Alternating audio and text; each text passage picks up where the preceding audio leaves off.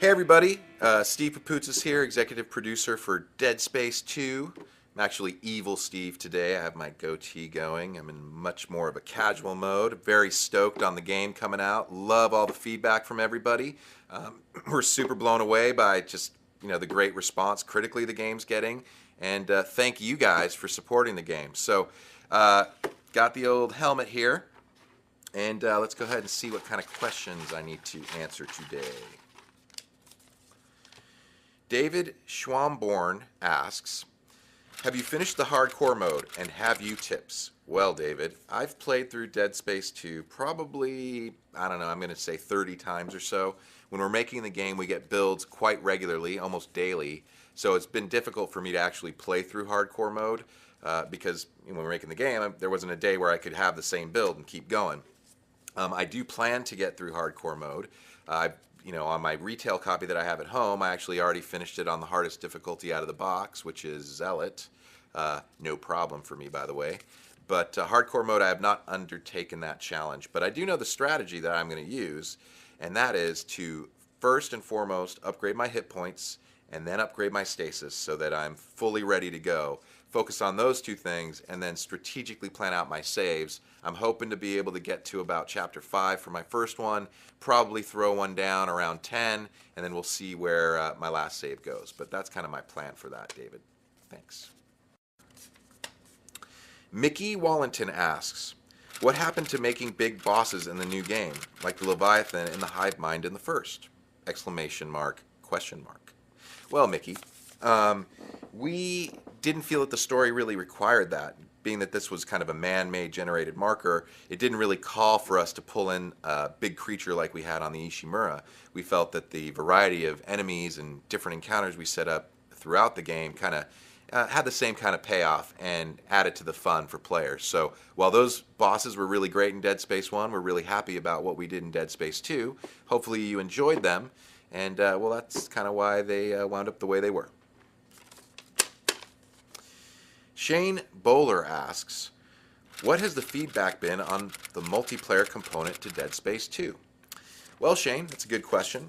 To be honest, I think it's been pretty mixed. I see a lot of reviews talking about how they like it. I see some talking about how maybe they didn't like it so much. But when I've been on and playing, I could tell you that I've seen a lot of people playing and a lot of people enjoying it. So if you just jump in there thinking that it's like a death match, like some other games, you're not going to have as much fun. You really do need to work as a team. You need to communicate.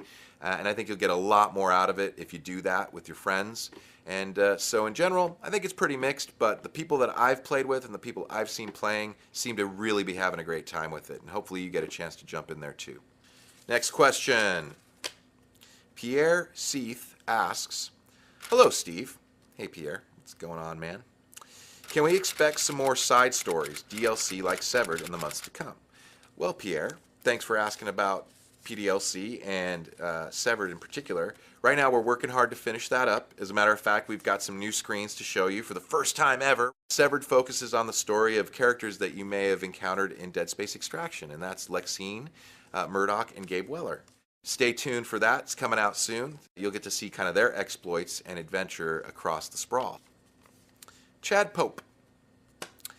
I'd like to know what's next for Visceral. Could we see Dead Space 3? Well, Chad, first thing is we're working hard right now to finish up the PDLC, Severed. So that's our immediate focus. The next focus is really just soaking in the feedback from Dead Space 2. And in terms of seeing another Dead Space 3, well, the best way we could hope that we get a chance to see Dead Space 3 is that you tell all your friends to buy Dead Space 2. As a matter of fact, go get everybody a copy of Dead Space 2 for Valentine's Day because it's just the gift that keeps on giving. So if you go out there, tell your friends about it, get a lot of people to buy it. That's the way that we really can, get the support to do Dead Space 3. But you never know. So thanks a lot, Chad. Eric Musey asks, who came up with the idea for the hand cannon? Well, Eric, that idea actually was from Ian Milhelm, our art director. He had this idea. We were talking one day, like, what are we going to give people for defeating hardcore mode since it's going to be so freaking cool and hard to do? We need to give them a great reward. And so one day he just said, this. We were like, well, what are you talking about? This? It's like, finger gun. bang, bang, bang, pew, pew, pew. And we just thought that was super cool and super funny. So yeah, Ian gets the credit for that one. It was a really good idea, and hopefully folks get through hardcore mode and get to play with it because it's super powerful.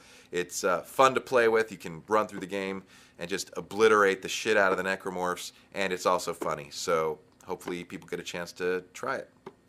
So that's it for Questions with Steve.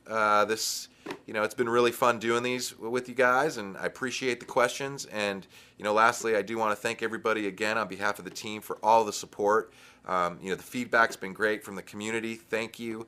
The critics seem to really enjoy the game. We're really proud of the fact that we were getting great scores. Feels like we've done our goal, which is deliver a worthy sequel that hopefully kind of ups the ante beyond Dead Space 1, and we're really proud of that. And we couldn't have done it without you guys and gals, and thank you so much. Please, I wasn't kidding, tell your friends about the game, get them to get out there. I know some places on the East Coast have been snowed in.